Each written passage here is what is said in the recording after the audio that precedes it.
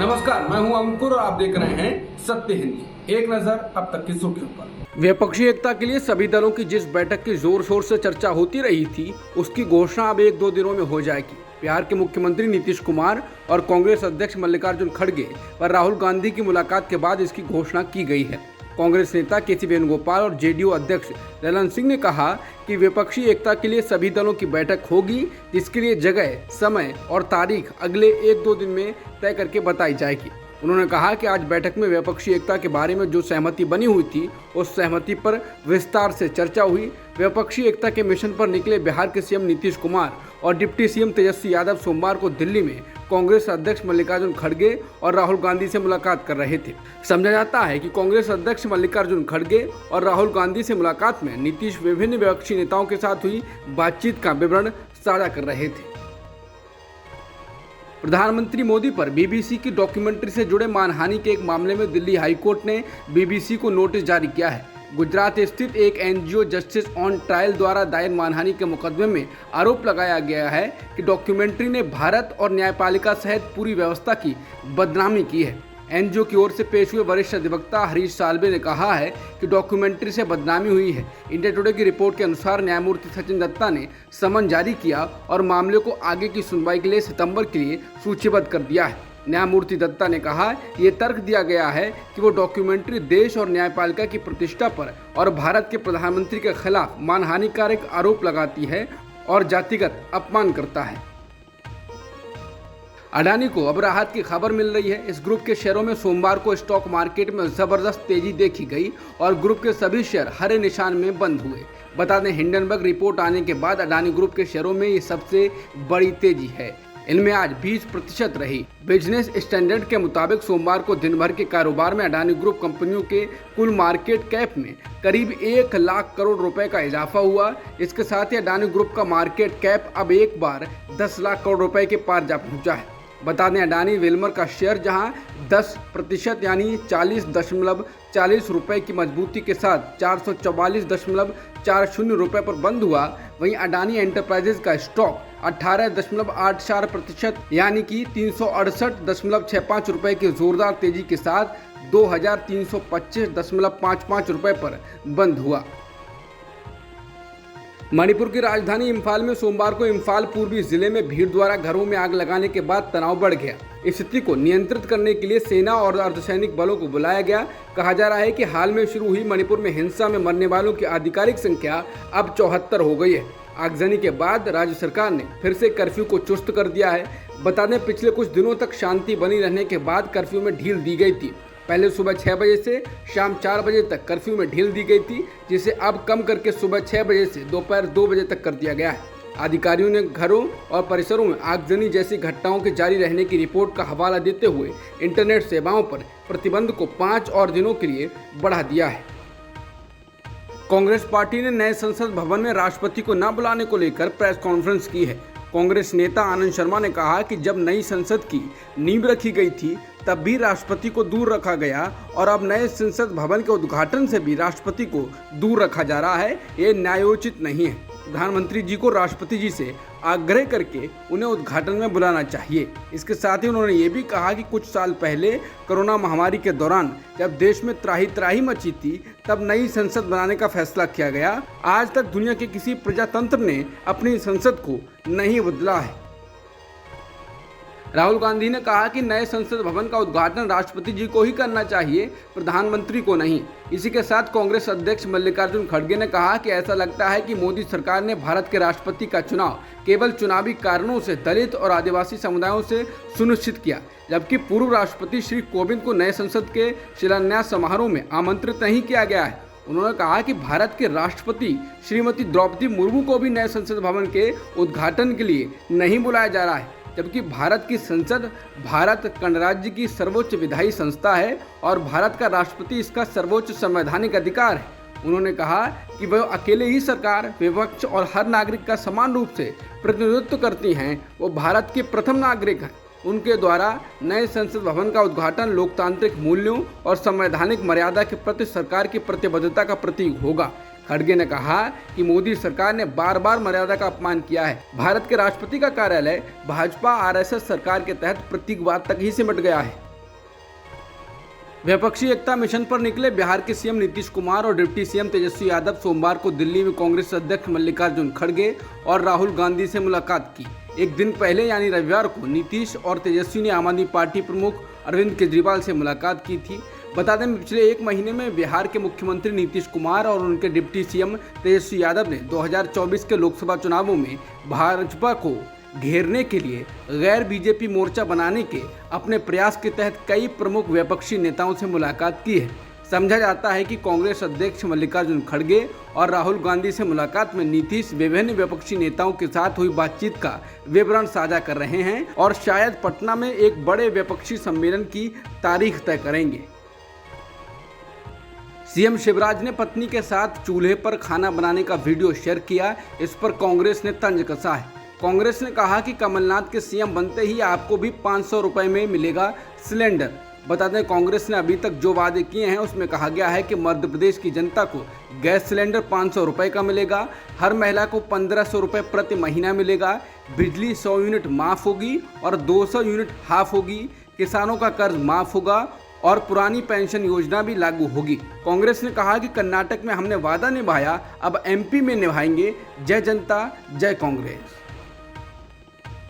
कांग्रेस ने टेलीग्राफ की उस खबर का जवाब दिया है जिसमें कहा गया है कि चीन देप्सांग क्षेत्र में भारत के अंदर बनी लाइनों के भीतर बफर जोन बनाने की मांग कर रहा है। कांग्रेस ने कहा कि भारत पहले ही मोदी के ना कोई घुसा हुआ है बयान का भारी कीमत चुका रहा है। ये बेहद गंभीर बात है कि मोदी सरकार पिछले 3 वर्षों में पहले की स्थिति बहाल करने में विफल रही है। इस स्थिति को और बिगड़ने देना क्षमा न करने योग्य अपराध होगा। कांग्रेस ने कहा कि अब हमें पता चला है कि चीन पीछे हटना तो दूर भारतीय क्षेत्र में 15 से 20 किलोमीटर तक बफर जोन बनाने की मांग कर रहा है, जबकि वो पहले ही हमारे क्षेत्र में 18 किलोमीटर अंदर घुस चुका है। चीन की वापसी के बदले में भारतीय सरकार पहले ही बफर जोन के लिए सहमति जताकर भारतीय क्षेत्र में गलवान, पैंगोंग त्सो, कोगरा पोस्ट और हॉट स्प्रिंग इलाके में भारतीय भूमि का त्याग कर चुकी है। लेकिन अब मोदी सरकार को चीन के खिलाफ मजबूती से खड़ा होना चाहिए। भारत 1000 वर्ग किलोमीटर के देप्सांग मैदानों तक अपनी पहुंच नहीं खो सकता है, जो चीनी और पाकिस्तानी सेना को अलग करता है। ये क्षेत्र लद्दाख क्षेत्र की रक्षा के लिए महत्वपूर्ण है। काले धन का भूत पीछा ही नहीं छोड़ता है। बता दें 2016 में 1000 रुपये व 500 रुपये के नोट बंद कर और 2000 रुपये व 500 के नए नोट निकालकर काले धन पर सर्जिकल स्ट्राइक किया गया था, ऐसा कहा गया था। लेकिन अब फिर काले धन की बात हो रही है। कांग्रेस के वरिष्ठ नेता पी चिदम्बरम ने मोदी सरकार के 2000 रुपये के नोट वापस लिए जाने के नियमों को तो काले धन वालों के लिए सुविधाजनक बताया है। पूर्व वित्त मंत्री ने ट्वीट में कहा है, बैंकों ने साफ किया है कि 2000 रुपये के नोट बदलने के लिए किसी पहचान पत्र, फॉर्म और किसी प्रमाण की जरूरत नहीं होगी। भाजपा का ये तर्क कि काले धन का पता लगाने के लिए 2000 रुपये के नोटों को वापस लिया जा रहा है ध्वस्त हो गया है। साधारण लोगों के पास 2000 रुपये के नोट नहीं है। 2016 में पेश किए जाने के तुरंत बाद उन्होंने इसे छोड़ दिया। ये नोट दैनिक खुदरा विनिमय के लिए बेकार थे। उन्होंने आगे कहा है कि 2000 रुपये के नोट किसने रखे और उनका इस्तेमाल किया। आप जवाब जानते हैं। 2000 रुपये के नोट ने केवल काला धन रखने वालों को आसानी से अपना पैसा जमा करने में मदद की। 2000 रुपये के नोट रखने वालों का अपने नोट बदलने के लिए रेड कारपेट पर स्वागत किया जा रहा है। काले धन को जड़ से खत्म करने के सरकार के घोषित उद्देश्य के लिए बहुत कुछ है। उत्तराखंड में बीजेपी नेता यशपाल बेनाम की बेटी और मुस्लिम लड़के की शादी को रद्द कर दिया गया है। पीटीआई की रिपोर्ट के अनुसार बीजेपी नेता ने हिंदुत्व संगठनों के दबाव के बाद अपनी बेटी की शादी रद्द की है। पौड़ी गढ़वाल नगर पालिका के अध्यक्ष यशपाल बेनाम की बेटी मोनिका की शादी 28 मई को मूल रूप से अमेठी के रहने वाले मोनिस अहमद के साथ होनी तय थी। मोनिका और मोनिस की शादी का कार्ड सोशल मीडिया पर वायरल हुआ तो विवाद हो गया। इस शादी को लेकर कई लोगों ने बीजेपी के सदस्य और समर्थक यशपाल बेनाम की आलोचना की। हिंदुत्व संगठनों ने इस शादी का जोर शोर से विरोध किया। विरोध करने वालों ने सोशल मीडिया पर तीखी प्रतिक्रियाएं दी, जिसके बाद ये सवाल उठ रहा है कि क्या अब शादी किससे करनी है, ये नफरत के सौदागर तय करेंगे। क्या हाशिए के संगठनों के दबाव में युवक युवती की शादी नहीं होगी? क्या सोशल मीडिया के ट्रोल लोगों की जिंदगियां तय करेंगे? देश में विपक्षी एकता की तैयारी में जुटे नीतीश कुमार पर भारतीय जनता पार्टी ने तंज किया है। बिहार बीजेपी के अध्यक्ष सम्राट चौधरी ने नीतीश कुमार पर बिहार सरकार के पैसे का दुरुपयोग करने का आरोप लगाया और दावा किया है कि उन्हें कोई प्रधानमंत्री पद का उम्मीदवार नहीं मानता। उन्होंने कहा कि नीतीश कुमार पिकनिक मना रहे हैं, देश में घूम घूम कर बिहार सरकार के पैसे का दुरुपयोग कर रहे हैं। इनकी बिहार में कोई ज़मीन नहीं है, ये सोचते हैं कि घूमकर एक माहौल बना देंगे कि प्रधानमंत्री के उम्मीदवार हैं, इनको कोई नहीं मानने वाला। उन्होंने आगे कहा, सब पार्टी सोचती हैं कि हम अपने स्टेट में अपने नेतृत्व में चुनाव लड़ेंगे, नीतीश कुमार जी को कोई नहीं मानने वाला है, मान के भी देख लें, बिहार में ये 0 पर आउट होंगे। यौन उत्पीड़न के मुलजिम रेसलिंग फेडरेशन ऑफ इंडिया के प्रमुख और भाजपा सांसद ब्रजभूषण शरण सिंह ने अपना नार्को एनालिसिस कराने के लिए शर्त रखी है। उनका कहना है कि मैं अपना नार्को टेस्ट, पॉलीग्राफी टेस्ट या लाई डिटेक्टर टेस्ट कराने को तैयार हूं, लेकिन मेरी शर्त है कि मेरे साथ विनेश फोगाट और बजरंग पूनिया को भी ये टेस्ट कराना चाहिए। अगर दोनों पहलवान अपना टेस्ट कराने के लिए तैयार हैं तो कॉल करें, प्रेस कॉन्फ्रेंस में घोषणा करें, मैं उनसे वादा करता हूं कि मैं इसके लिए भी तैयार हूं। भाजपा सांसद ने ये बात रविवार को अपने फेसबुक पोस्ट में कही। बता दें, भाजपा सांसद पर यौन उत्पीड़न का आरोप लगाने वाली महिला पहलवान लगभग 1 महीने से जंतर मंतर पर बैठी हैं, लेकिन इस मामले में सिर्फ एफआईआर दर्ज करने के अलावा कोई कार्रवाई नहीं हुई है।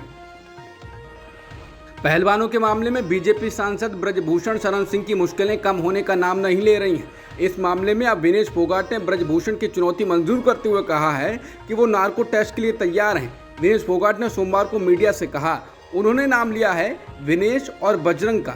मैं आपके माध्यम से ब्रजभूषण जी से कहना चाहती हूं कि विनेश ही नहीं, जितनी भी लड़कियां जिन्होंने कंप्लेंट की है वो सब रेडी हैं नार्को टेस्ट के लिए। उन्होंने आगे कहा, और नार्को टेस्ट लाइव चलना चाहिए ताकि पूरे देश को पता चले कि उन्होंने देश की बेटियों के साथ कितनी दरिंदगी और ज्यादती की है, पूरे देश को देखना चाहिए। इस पर बजरंग पूनिया की भी प्रतिक्रिया सामने आई। बजरंग पूनिया ने भी कहा है कि फेडरेशन के घोटाले गिनने हैं तो हम नार्को टेस्ट कराने के लिए तैयार हैं।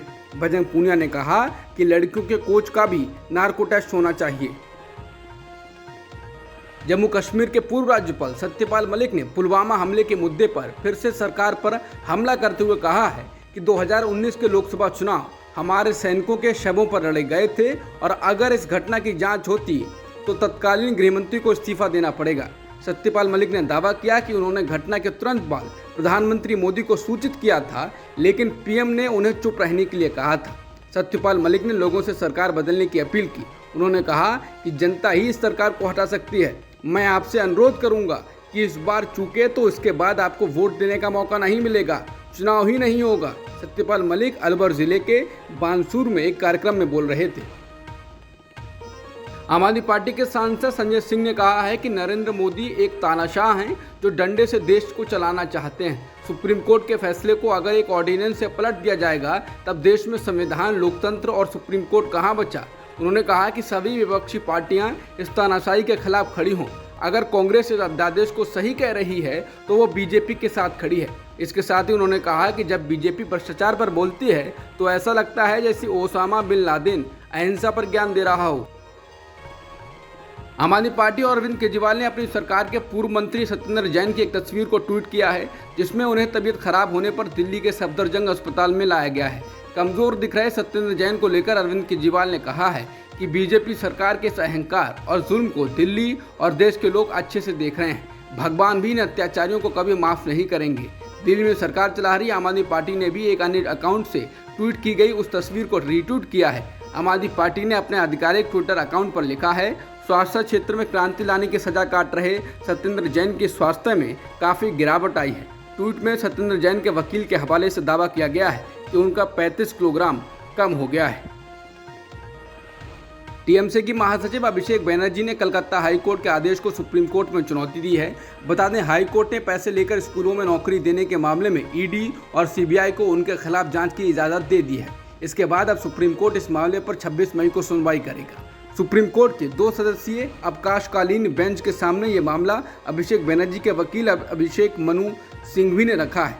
कलकत्ता हाई कोर्ट ने 13 अप्रैल को सीबीआई और ईडी को इस मामले में जांच का आदेश दिया। अब तक की खबरों में इतना ही। बाकी खबरों के लिए बने रहिए सत्यहिंदी.com के साथ।